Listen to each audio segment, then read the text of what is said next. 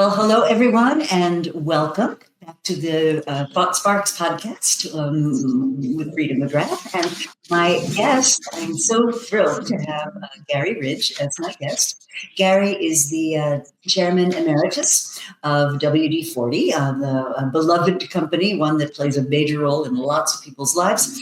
And he is just on the brink of publishing a great book called Any Dumbass Can Do It. And you'll see from his moniker that he is the Dean of Dumbassery. And Garry, just to give people a sense of what a treat they're in for, I would like you to introduce yourself the way that you often introduce yourself with speeches. Well, thank you so much. It's a delight to be with you, Rita. Well, as Rita said, I'm Garry Ridge, the Dean of Dumbassery. My life purpose now is I help leaders build cultures of belonging where love, forgiveness, and learning inspire a happier, more connected world. And I'm doing that through the learning I had of being chairman and then CEO and chairman of WD-40 company for 25 years. So I have a fair bit of scar tissue and learning along the way. And I put the book together to share that journey because I truly believe, Rita, that business not only has an opportunity, but certainly has a responsibility to help make the world a better place. And we can do that by creating cultures where people go to work every day, they make a contribution to something bigger than themselves, they learn something new, they're protected and set free by a compelling set of values, and they go home happy. Because happy people build happy families build happy communities, and happy communities build a happy world. And I think we'd be okay with a little happier world right now. I think we really, really would. And, the way that you're talking about it is inspiring in light of the fact that the statistics are damning. 60% of the families in this country struggle to make ends meet at the end of a month. Something like close to 70% of people report being indifferent, not engaged, or actively disengaged at work. I mean, it's the things are not good out there. And what I love about your ideas is I think you offer some very practical ways to take steps to address that. Because nobody wants to work in a soul-destroying, toxic workplace. Even the people that are working there don't want to do that. And you have a little duck puppet that you use sometimes, right? There he is. Who's that? This is smart Alec. He is the soul, or she could be Alice, the soul-sucking leader or the soul-sucking CEO who has a number of behaviors that create toxic cultures. And I've seen you often use him or her as a prop. So I thought, just to get going, why don't we talk about your concept of a tribe? Because, people use all kinds of metaphors for what an organization is, but it's a collection of individuals. And some people call them teams, and some people say we're like a family. And you have a very different take on it that I'd love you to expand on. Yeah, the whole tribal concept is not to reflect or to reflect on any indigenous behavior or at all. It goes back to the beginning of mankind, when Ugg the caveman was a member of a tribe. And the whole basis is tribes create one of the situations that are so important to people, and that's belonging. One of the two things that people want in organizations are, do I feel and am I treated like I belong? And do I feel and am I treated like I matter? So if you think about a tribal organization, it has a just cause, a group of people that come together to protect and feed each other. But then there are attributes in the tribe that are really important. The one that I think is very powerful looks to the leader, and the number one responsibility of the tribal leader is to be a learner and a teacher. Because if the tribal leader is not continually learning and sharing that with those they have the privilege to lead within the tribe, then the tribe is not growing in competency over time. So it has to be a learner and a teacher, which I think is really, really important. There has to be a clear set of values. There has to be an absolute dedication to belonging. Are we treating people like we really care for them? The first chapter in my book is, are you okay? And that's a question we should be asking people. The great tribes are future focused. In other words, we're not just living in what's driving our business today, but we're looking into the future and seeing what trends are going to impact us. There are specialized skills within a tribe, so we have to recognize that we're not experts on everything. In fact, we're not really experts on much at all. So how are we going to dig into the specialized skills of people? We're warriors, and a warrior is not someone who's wanting to defeat others, but we see our competitors as worthy rivals. And as Simon Sinek says, when we see our competitors as worthy rivals, we're not about defending, we're about how do we continue to be better to stay in front of the worthy rival. And then finally, there needs to be celebration. We have to take times to celebrate and to show our appreciation. So tribes within an organization are a combination of a number of attributes that build this area of shared goals, belonging, genuine care, and trust. Mm-hmm. I really like that, because the other things that you mention in the book, which I think are important to remember, is members of a tribe that have more experience, that are more senior, if you will, they're just they've been around for longer, take it as a responsibility to build skills in the younger, newer, greener, less experienced members of the tribe.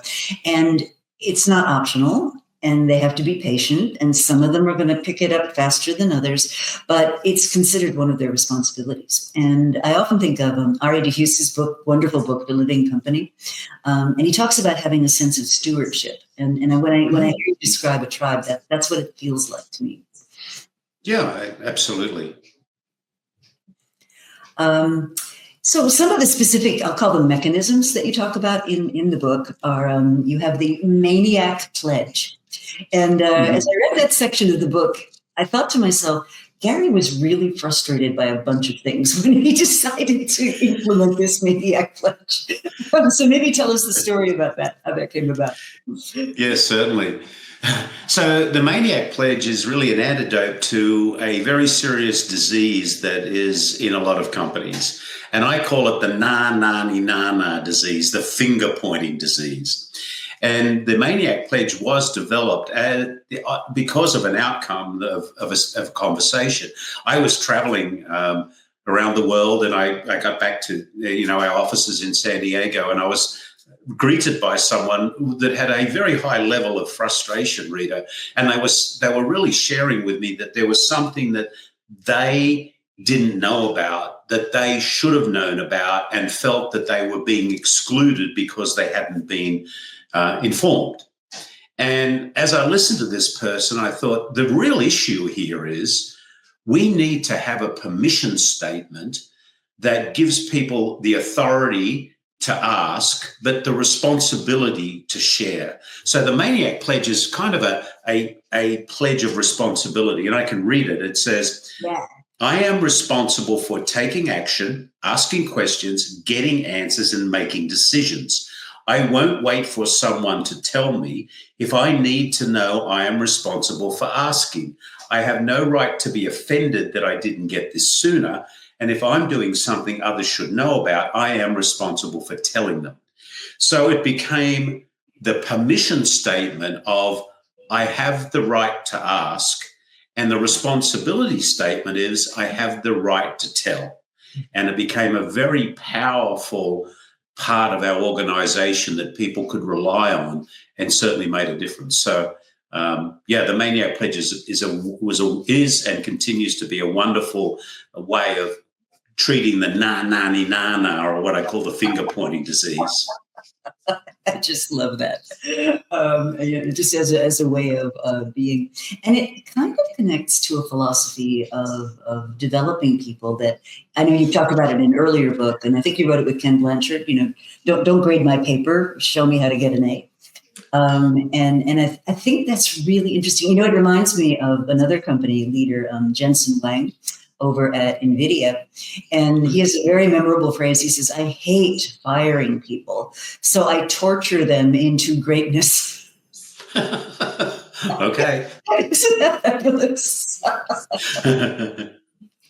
Yes. So, I'm dedicated. Ken Blanchard, who is my mentor and my dear friend. Ken's 86 years old now, and I see him often. And, when I was a student of Ken's, he shared that, when he was teaching at university, he used to give the final paper out at the beginning of the class. And he got clawed by the academics and the administration. They said, "What the hell are you doing, Blanchard, giving out the final paper?"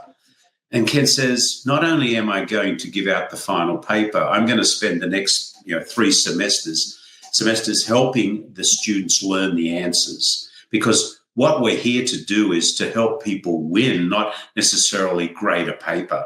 And it was really the catalyst then to the change in the what I now call the employee development process that we put in place, where it wasn't about doing some stinky annual review. It was about getting clarity at the beginning of the year of what we're going to hold each other accountable for, and then having these regular conversations with those we had the privilege to lead on how are they moving towards that goal, what's getting in their way. And me, or the coach, as we called ourselves, we got rid of the word manager. Everyone was a coach. The coach's job was to help that person get an A. So what are the roadblocks getting in your way? Where do you need help? What competencies do you need sharpening on? Because at the end of the day, we're coaches. I hate the word manager. I mean, I don't really hate anything, but I hate the word manager because, would you like this? You walk into my office and say, "Good morning, Rita. I'm here to manage you." Well, number one, it's impossible. And number two is, how do I feel? But if you walk into the office and I meet you in a corridor and say, "Hey, Rita, my responsibility is to be your coach, and the coach's responsibility is to help you play the best game you possibly can. Is it okay if, we get alongside each other and help you do that?" And I think I get a much better response than, "Hey, I want to manage you." Yeah. If I think about it and how it connects to work I'm doing right now on organizations, we really built a lot of our companies on this Henry Ford industrial era, mass market sort of model, right? And the invention of the mass production. And then Ford very famously said, "Why is it that when I want to hire a pair of hands, a brain comes with it?" Right? And I think a lot of our organizational structures still draw from that assembly line kind of concept. And as we move into knowledge work, as our economy becomes more of a digital economy, as we start to see, knowledge and insights becoming much more the currency of competitive advantage, that model's just less and less fit for purpose. And so I think we really are finding new ways of structuring things. And what you're talking about to me is a tenet of what I call a permissionless organization. I don't mean it's anarchic. What I mean is you're enabling people to take the right actions without them having to ask 10,000 people for permission. And I think we really are moving in that direction, which is one of the things I love about your book, because it doesn't take that sort of 30,000 foot level, but it gives you very practical ways of structuring the conversations, building the supporting mechanisms, which I think is so important, and so forth. So for those of you just joining the book is Any Dumbass Can Do It, written by my dear friend Garry Ridge, who's fairly recently stepped down as the CEO of WD-40 and is now working on his next chapter, which we'll move towards as we get to the conclusion. But let's talk about kind of along those lines, what you call learning moments, because that's been a theme of yours going quite a way back. And how did you discover the power of them? How do you make it okay for people? Like, people don't tend to believe those in authority when they say, no, I really want to hear about how things got messed up, or what we can do to fix, or what are we doing that's really stupid. I really do want to know. And people are always a little suspicious, right? Yeah, absolutely. And, certainly it plays off some of the wonderful work of our friend Amy Edmondson, who's done a lot of work on psychological safety. And I reference some of her work in the book. But, it goes back to the simple thing about fear. One of the most disabling emotions we have is fear. And, I think that it's not really beneficial to have the word failure as part of the motivator in an organization, because it doesn't motivate. So, way back when I thought about, well, what about if we tried to look at every situation as an opportunity to learn? And I go back to the number one responsibility of a tribal leader, to be a learner and a teacher. And a learning moment definition is it's either a positive or negative outcome of any situation that needs to be openly and freely shared to benefit all people. So we weren't just focusing on negative, we were focusing on positive.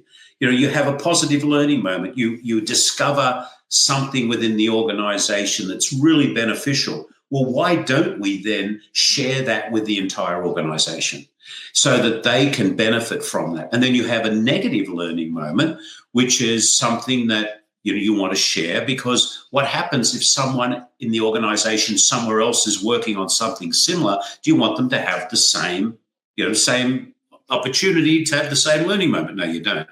So it's interesting how we got it started. There's a story behind that. Yeah, You're right. Yeah. You're right in that you have to win people's trust. So when I first introduced the learning moment many, many years ago at WD-40, I went out to our organization. I said, I want you to share with me your positive and negative learning moments, and here's the definition. And I'll tell you what we're going to do. We're going to have a contest, a prize, a program to do that. I'm going to highlight people on a monthly basis that share. There's going to be monthly prizes. There's going to be a big old grand prize where you win a trip around the world with your husband, wife, or significant other. And so send me in your learning moments. And in the first month, I probably got 5. And were they all positive? Okay. Were they all positive? No, they weren't positive. They were negative and positive. Uh-huh. And so what did I do? I made heroes of the people that actually sent me in the 5. I put them on stage. I highlighted them. Thank you. And then next month we got 12. And then I highlighted them. So it took nearly a year for me to gain the confidence of the organization that we were going to use these to our benefit, not to punish people. Then the learning moment got embedded in our culture and it became the thing. Mm-hmm. Now, let me be clear. A learning moment is not a get out of jail card. There's 2 types of learning moments. There's those that occur in a state of experiment and motivation and growth. They're acceptable. But learning moments that are continually appearing in areas of high competency are not necessarily learning moments. And I think the way Amy Edmondson breaks them out is really cool. But it truly became vocabulary and still is. People would open I had a learning moment about that. This is what it is, blah, blah, blah. And so it really did anchor and build the foundation of psychological safety in the organization. Now, here's an interesting fact. We wouldn't be talking today if there wasn't learning moments, because WD-40 was the outcome of 39 learning moments. Back in 1953, there was a problem with condensation and corrosion in the umbilical cord of the Atlas space rocket. The company was called Rocket Chemical Company. And the chemists got together and started to formulate a solution. Number 1 didn't work, 25 didn't work, 27, 32, you can see where I'm going on this. 39 didn't work, but 40 worked. And that's why it's called WD water displacement 40th formula. So I'm glad they didn't give up at 39, because we probably wouldn't be having this conversation. And quite frankly, I'm glad 39 didn't work, because I don't think WD-39 sounds anything as good as WD-40. I think you're probably right. Yeah, it has a little bit of a connotation there. In the book, you talk about when you came into WD-40, and it had a very crisp kind of product identity, right? If it's Squeaks, if it's Rusty, I forget the exact phrase, but we're in the business of fixing noises. Squeaks, smell, and dirt business. Oh, that's the one. But you said that as you were sort of assembling the reins of the organization, that you felt you needed more than that it needed a bigger. Well, okay, let me set the stage a little bit more for our listeners. So at the time, it was primarily a domestic company. And you were brought in with the mandate of really making it more of a global powerhouse. Correct. Yeah, we were going to take the blue and yellow can with the little red top to the world because we knew there were squeaks all around the world that we could probably do something about. But what we talk about in the book is your product is not really your purpose in the organization. Let's separate those. You say to someone in an organization, what's the purpose of your organization? I stop squeaks. So that's pretty boring. But if you dig deeper and about what you do, the outcome of our product was we created positive, lasting memories. And our purpose statement became, we exist to create positive, lasting memories, solving problems in factories, homes, and workshops around the world. So now it wasn't limited to stopping some squeaks. But the great thing about that was that purpose statement really then was able to flow into the culture of the company, because our number 2 value at the company was we value creating positive, lasting memories. And that was creating positive, lasting memories with our customers, those that use our product, our tribe members, as we called them at the time, those that chose to come to work every day, our shareholders who trusted us with our investment, our communities who gave us the permission to operate in, our environment that gave us the opportunity to play in. So, the purpose and the culture were mapped together through that purpose statement. And it was much nicer when someone asked me, what do you do? And I say, I'm in the memories business. And they'd say, do you work for Disney? I say, no, I work for WD-40. And they would say, I remember when, because so many people had a memory of, I remember when I was working in the fields with my grandpa and we used WD. I remember when I fixed my child's bike. And there's a story in the book about that where, I got a letter one day that started with, you won't remember me. And they're the lovely letters to get. And it was about someone that had heard me speak at a conference where I challenged them around whether they were really creating memories in their own life where they worked, and they ended up moving on from where they were, but they were at a Home Depot or a Lowe's or a store buying WD-40 and going home with their daughter to fix the bike. And he said to the daughter, you will remember the smell of this forever, because it's not that I fixed your bike, but it's the time we spent together, which I found very, very, very touching. That is lovely. That's absolutely lovely. So one of the other mechanisms that you write about in the book is this idea of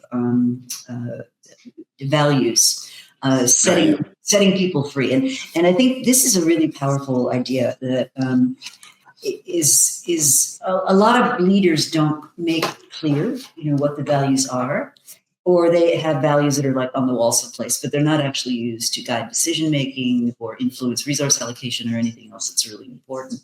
And you found it you needed to put, not just have them, but then explain them and then put them in a sequence. And I thought that was an interesting series of learnings about how you could then use them to balance out decisions. It reminds me a bit of, Amazon has these very famous leadership principles. And if you talk to people there, they will actually invoke those principles in explaining the decisions that they make. They say, well, I yielded on the principle of frugality and paid a little more than I should have for an acquisition in order to honor the principle of speed and decisiveness. But what I find fascinating about it is the consciousness with which they make those trade-offs. And I think the way you talk about values accomplishes something very similar. Absolutely. And it plays into something you mentioned a little earlier where, we're moving away from this command and control, type of environment that we had at the beginning of the century to people wanting to make decisions. But for people to feel comfortable making decisions, you have to give them a safety zone to operate in. And that's why I say values are there to protect people and set them free. Mm. So our whole objective of the values were that anybody in the company, anywhere in the world, at any time in the day, could make any decision they needed to make without what I call quacking up the hierarchy. I love that. The ducks and the feathers and the... Yeah, and then the king, if that doesn't go to the king mallard, quack, quack, the big duck has got to make... But what was clear to us as we were going global, that the sun would never set on us, right? So, I can give you a lovely sort of simple example to how this works. And, Rita works in supply chain. She's responsible for making decisions about sourcing ingredients for our product. And one day a vendor comes into Rita and says, Rita, I'm going to make you a hero today. In fact, I wouldn't be surprised if after our conversation, you don't get employee in the month and even a promotion, because I know you're going to be running up to your CEO to have this conversation. And Rita says, tell me more. And this person says, well, I've been looking at your formulation of one of your products, and there's an ingredient in there that my company fill in the blank, manufactures, and we've tested it for efficacy against the ingredient you're currently using, and it performs as well as, maybe even a little better than the ingredient you're using. But here's the interesting and exciting thing for you. I've done some rough back of the envelope math, and I think if you replace your current ingredient with the one from fill in the blank company, you can add $4 million to your bottom line in a year. And you're a public company, and the shareholders are going to be very excited about that. Your board's going to be delighted. Aren't you happy about that? And would you like to firm that up and why don't you go tell your CEO? You're going to hear it up. And Rita said, well, that is really, really interesting. I just need to know a few more things. Is there anything else I should know? And they said, well, just one more thing. If with our product, and you don't have to worry about this because it's common in the marketplace, you just have to put a little thing on the back of the can that says in the state of California, there's an ingredient in this product known to cause cancer. It's called a Prop 65 or whatever it is warning. Uh-huh. And don't worry, you see it everywhere. It doesn't matter.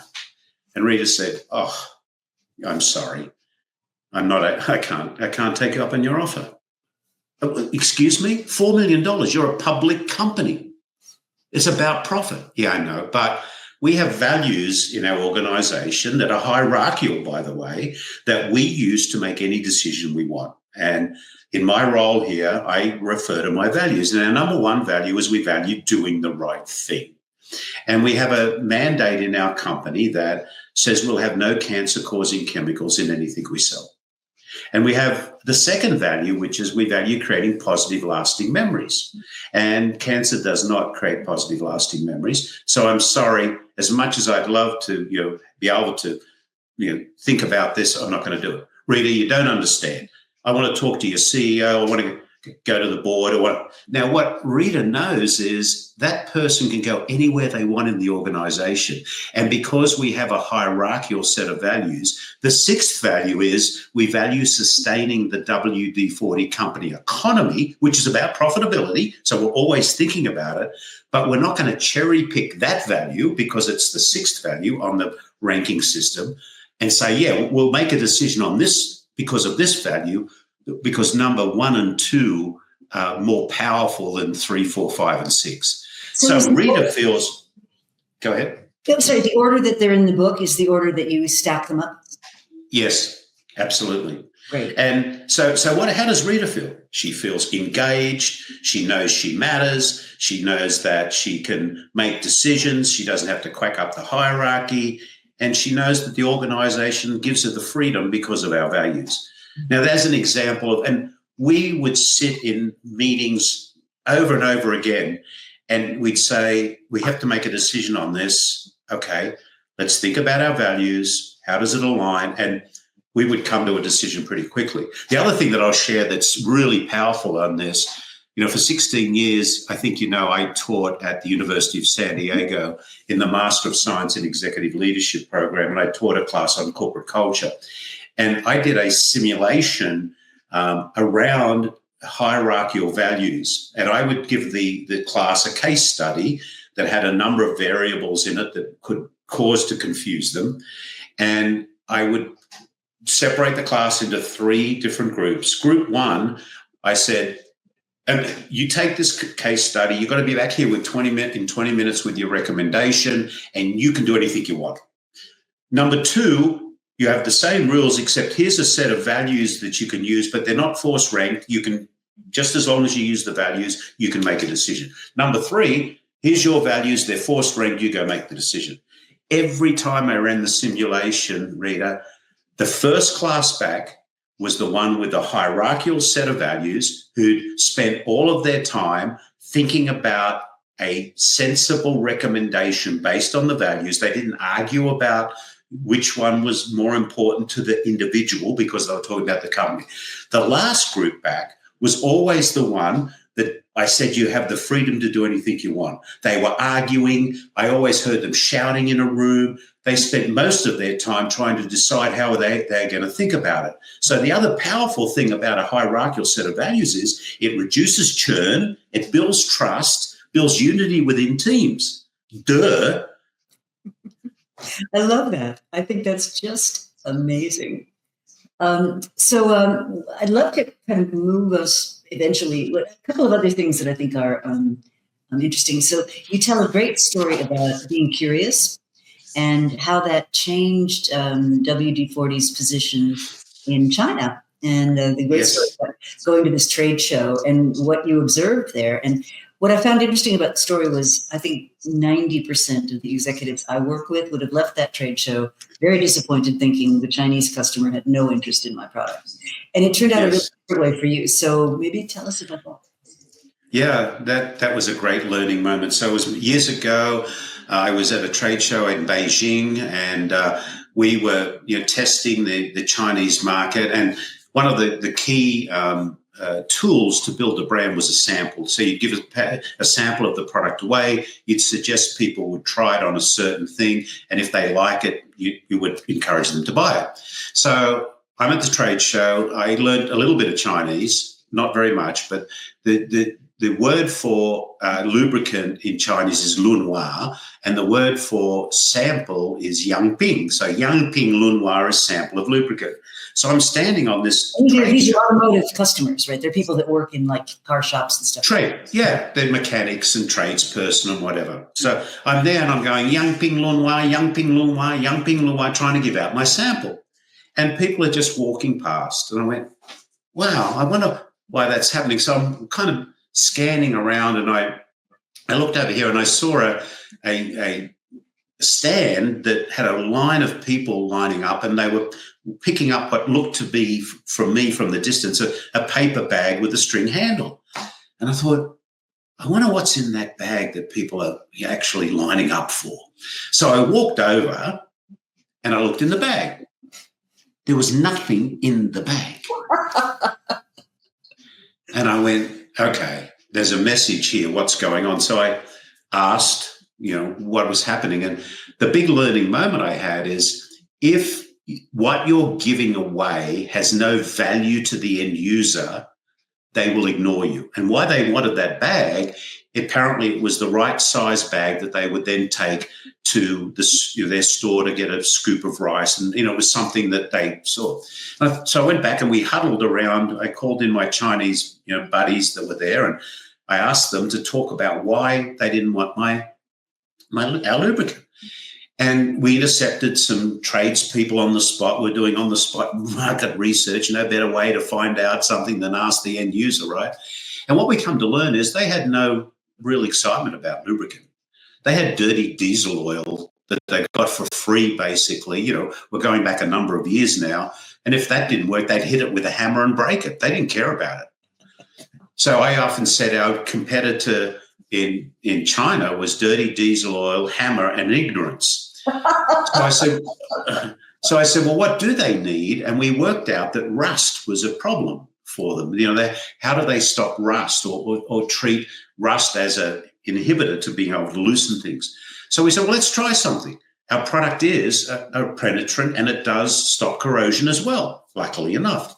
So we changed our message to, instead of saying, here's a sample of lubricant, we started saying, here's a sample of anti-rust oil. Within minutes, we had to have people on the stand stopping people, pushing us over from getting that sample. Exactly the same product. We had just realized that we'd identified the end user's need. So my big message is, have you really identified it? And are you curious enough? You're right. I could have walked away. I didn't have to walk over to that other stand and find out what was. But to me, it was like, I don't get it. So don't walk away with, I don't get it. Do something about discovering and being curious, which is so important. Oh, I just love that story, because I think what often happens in companies is we project onto customers what we think they ought to need. So I was working with, you probably know Boots, the big pharmacy brand, and this would have been maybe 10 years ago. And one of their heads of marketing said to me, this is so frustrating. People are not behaving in our stores the way they're supposed to. I said, well, and what he was specifically referring to was there were a couple of older ladies, and they were in the stores with their phones, and they were looking up the same price, that they could get online, and they were comparing it to what was in the store and what the delivery terms were and all that. And he said, little old ladies aren't supposed to be doing that. So I thought that was funny. So I don't want to lose my time with you without. So you had this incredibly successful run at WD-40. I can highly recommend the book. There's a lot more in the book than we have the time to talk about. But you made the decision that it was time to open up another chapter. So maybe talk about that, and then what you're doing now. And then I'd love to pick your brain about, we're in this, it's 2025. The world is highly uncertain, and it doesn't seem to be showing any signs of slowing down anytime soon. And so I'd love to have a kind of a conversation about that, forward looking. Yeah, thank you. Thank you, Rita. Well, yeah, I was fortunate, and I am very grateful that I got the opportunity to be CEO of a US public company for 25 years. Not many of us last that long, so I must have been a good hider, I guess. But about 10 or maybe a little longer ago, years ago, I was in New York, and I was with our dear friend Marshall Goldsmith. And Marshall and I were chatting about something, and he said, Garry, I want to give you some advice. Well, you know what happens when Marshall says that, right? Yeah. Yes, Marshall. And he said, I want you to think about this. Get out on top and don't float into a void. And I said, what do you mean, Marshall? He said, well, I've seen a lot of CEOs that have been in roles for a long time, and you're particularly at risk because I don't know a CEO that's been in the position as long as you. But they hang on and hang on and hang on. And then they float into a void. They don't really have a purpose the day after they're not in that role anymore. Because you go from what I call, Rita, a VIP, a very important person, to a PIP, a previously important person overnight. And I said, right. And I started thinking about that. And he said, and your responsibility is to ensure that you hand the organization on to a leader that will, lead forward. And I said, you're right. So I started to plan in my own mind that I would refire, not retire. I haven't retired, I refired at my 25-year mark, which I did. That's very and I said, yeah. And I said, now I'm going to pay it forward. I truly believe that businesses have a responsibility and an opportunity to make a positive difference in the world. I'm fortunate enough, having been in that role for 25 years, I have scar tissue. And I have experiences that I can share where when people say to me, culture doesn't really work in an organization, I can call BS, because I'm convinced that purpose-driven, passionate people guided by their values create amazing outcomes. So I said, day one of my new life, which was September 1st, 2022, I am going to be dedicated to helping leaders build cultures of belonging where love, forgiveness, and learning inspire a happier, more connected world. And that was the spark of writing the new book. And now I coach. I currently coach 7 CEOs, 3 public companies, 4 private companies. I am blessed to be on the board of another great company called Gorilla Glue, which is based out of Cincinnati. So if it's stuck, use WD-40. If it's not, use Gorilla Glue. That's great. That's just and I coach. As I said, I coach and then I speak on culture. But I see so many people coming out of organizations that are not creating a situation where they feel they belong and they know they matter, that are really suffering not only in their personal self, but their home. And this is my little tiny itsy bitsy way of paying it forward. So I'm having a lot of fun doing it. And I really appreciate you giving me the opportunity to share about it, because you know how much I respect you and the great work you do.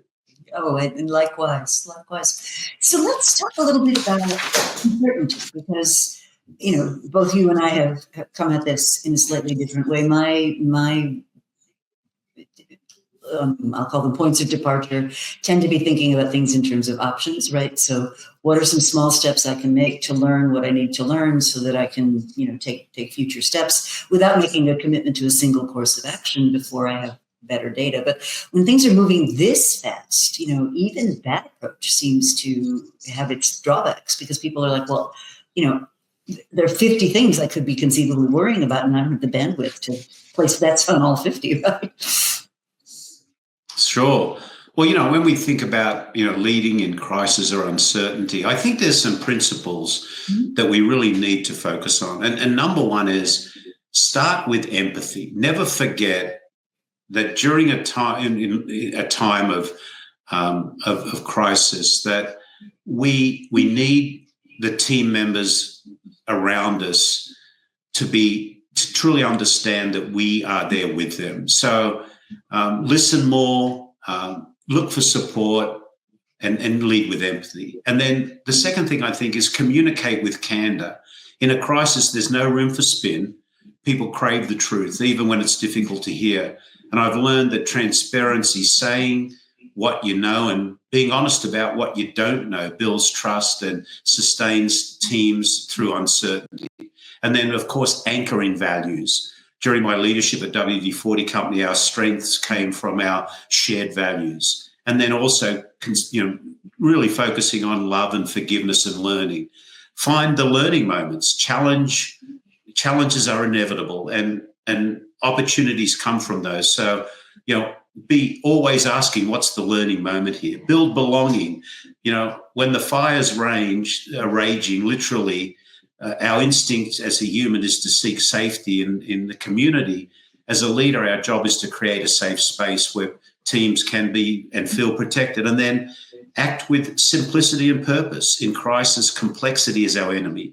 Simplify the path forward, focus on what truly matters, and communicate a clear, purpose-driven vision. People rally together with greater resolve when they know the why behind their efforts. So those are kind of the 6 things that I think we can think about. And don't forget to ask that question: are you okay? I love that. And you talk about a crisis that was occurring in the book, and I forget what the precipitating incident was, but you know, it was the 2008 recession, and you notice people asking you as the leader, "Are you okay? Are you okay?" And you're like, "Yeah," and then realizing that they weren't asking if you were okay; they were asking if we were okay. Like, are we going to have layoffs? Is there going to be a cutback in funding? The question wasn't really the question they were asking you. Right. And that's why I think communicating with candor and simplicity is so important. So many leaders camouflage issues with confusion to make out how smart they are. Dumbassery is your superpower. I love that. And not having to have the answers. Yeah, I mean, I was one of the principles I try to communicate with leaders when we're talking about crisis situations. And you're doing this implicitly, but to make it just explicit, what people want is for their leader to absorb the uncertainty for them. I don't mean tell them what to do. But what they want to know is, what are the parameters I have to work with? I can't work with this void, right? And so I think the most powerful things a leader can do in a crisis situation is to say, here's what I know. Here's what you can assume.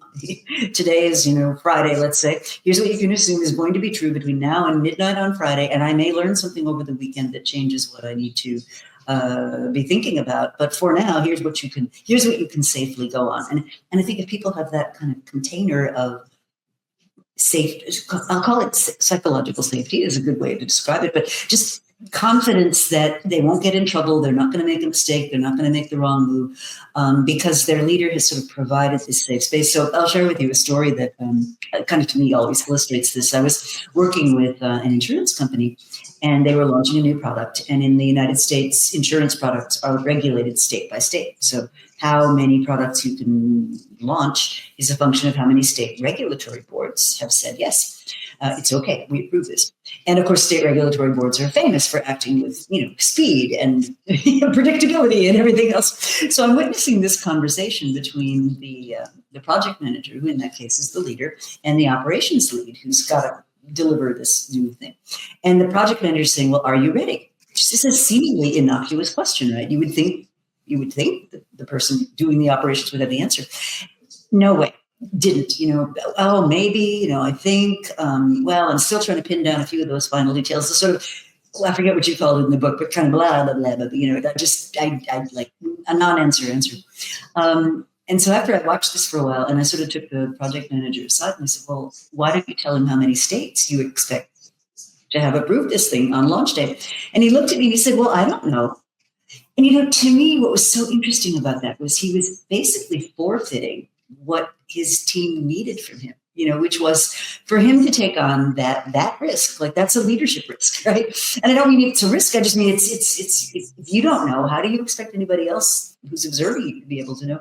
So I said, well, why don't you tell him, why don't you just make something up, give him a number and see what happens? We said, well, all right, I'm not getting anywhere at this. I'll give it a try. So he goes back and says to the operations guy, what if I told you I expected you to be ready for 15 states?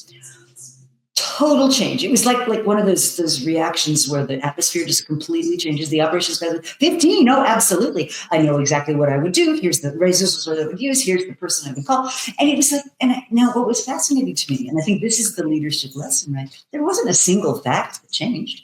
There were no new data. There was nothing that was brought into the conversation that was different. And yet the organization now was able to move forward. And I'm seeing a lot of leaders right now, what is the right word? They're sort of abstaining, from doing that. And I don't know why. I don't want to be wrong. I don't want to look stupid. I don't want to whatever it is. But they're not absorbing that uncertainty. They're letting it sit with the organization. So you can predict what's going to happen. People are sitting on their hands. They're kind of looking nervously right and left. And it's just not moving anybody forward. And I think society is there's a great little video clip that I play when I'm public speaking, and it has a guy who's doing math on a whiteboard. And it's like 1 and 1 is 2, 2 and 2 is 4, and it gets down to, 8 and 8 is 16, and 9 and 9 should be 18. And he writes 17, and everyone goes, ha, ha, ha, ha.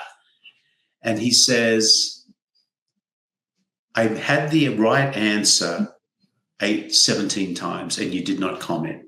But when I put the wrong answer on the board, you were critical.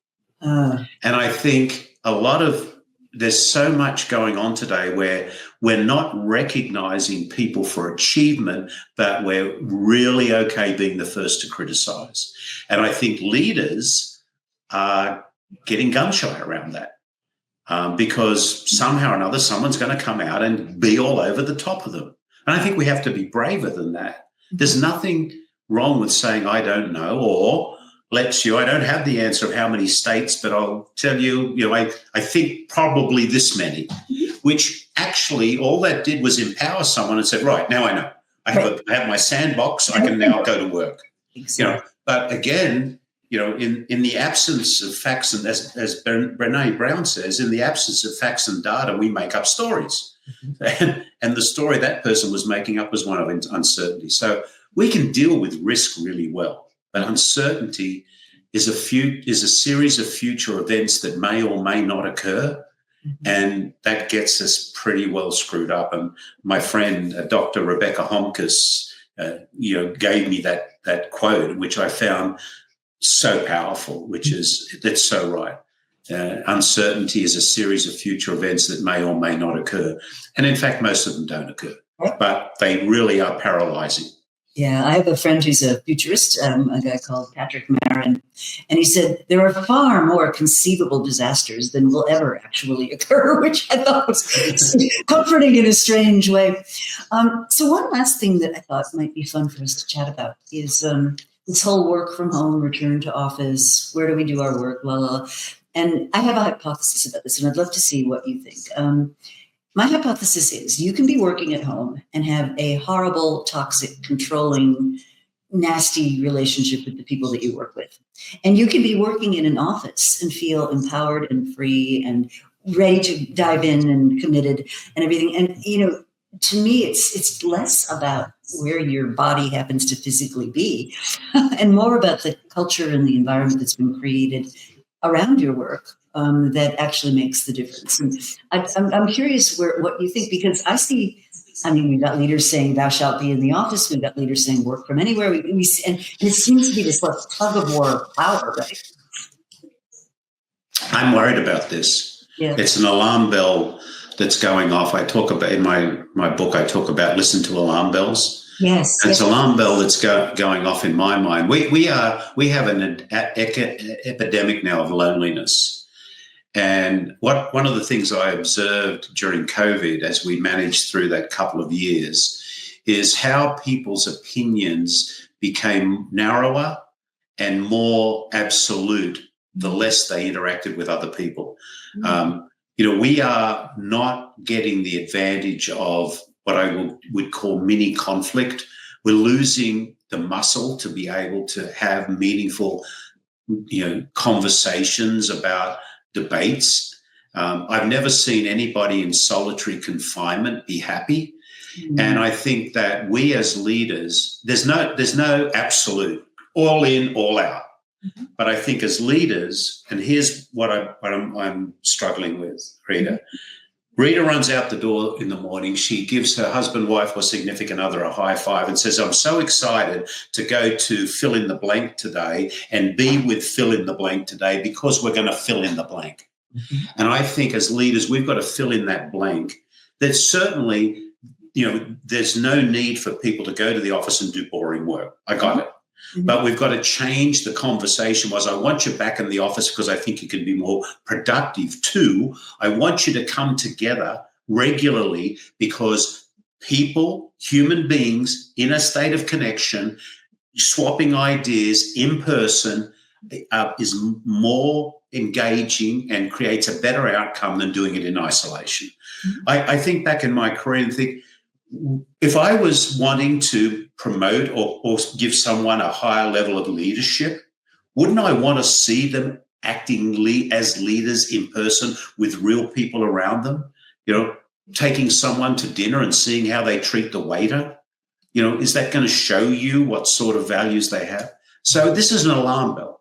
I don't want to be 10 years from now looking back at this, Rita, and saying this isolation has absolutely crippled our ability to have innovation and be humans who can communicate. And the other thing that's really sucks is the Gallup stuff that came out in January, and you quoted it earlier, 30 employee engagement is down to 31%. The biggest proportion is people under 35, and they're saying it's because of detachment, because we're not communicating anymore. Tribes were meant to communicate.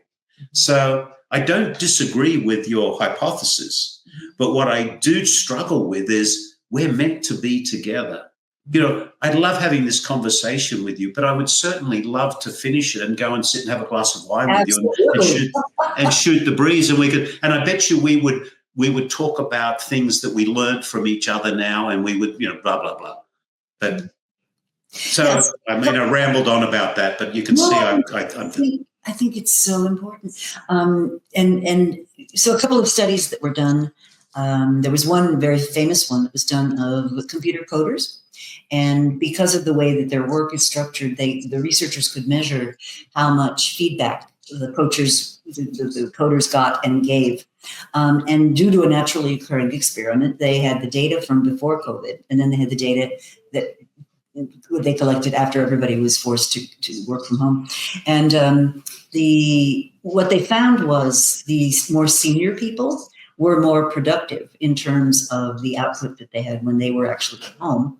The more junior people were less productive, and they also got less feedback. They got less sort of development. So what was essentially happening was, depending on how you measure it, the more senior people who had to give up some of their quote, quote, productive time to nurture the more junior people were, that was sort of being docked against them in productivity terms. And yet, how more essential could it be? And, come back to your book, you talk about the elder tribe members teaching the younger ones. And sometimes it takes more time than others. But again, you'd have to be together. And I love the quote that you used from Phil Goodnight. So I had a couple of Phil Goodnight experiences. So this is the founder and for many years, the CEO of the SAS Institute, which kind of makes the top of every best place to work list ever. And when I was promoting my fourth book, he decided that was a really good fit with the philosophy of his company. It was called The End of Competitive Advantage. And so I went on this multi-stage client tour that the SAS Institute sponsored. And I got to ride with him on the private plane, from all these stops to all these stops. So day one, of course, I'm on this plane. I've got this giant, business giant of a man, just kind of relaxing near me. There's a bar, there's, people floating around. And I'm just sort of petrified. By day two, I thought we'd gotten to know each other a little bit. And again, we were together, and I saw how he was. I saw he's friendly. And so day two, I actually mustered the courage to go to the bar and get a glass of wine. And I sat down, he came down and sat beside me. He said, I see you're starting to relax a bit now. Which I thought was lovely. But, in the book, you quote his comment as having caused a lot of leaders to really think, which is 97% of my assets in this business drive out the gate every night, and they make the decision whether they're going to come back in the next day or not. And I thought that was such a fascinating way of sort of thinking about what is your employee value proposition, right? Yeah. And when you think about an asset, don't we want it to appreciate, not depreciate? Mm-hmm. And what we're doing is, in toxic cultures, we are depreciating that asset, where what we should be doing is helping that, if it's an asset as a person, appreciate in value, because they're learning more, they're doing more, they're feeling better, they're more engaged. But a lot of leaders have behaviors that depreciate that asset. Mm-hmm. I don't get it. Mm-hmm. I mean, it doesn't, and it comes back to the bottom line. We had an organization that had employee engagement at over 90%. It was actually 93%. 98% of our people said that they loved to tell people they worked at the company.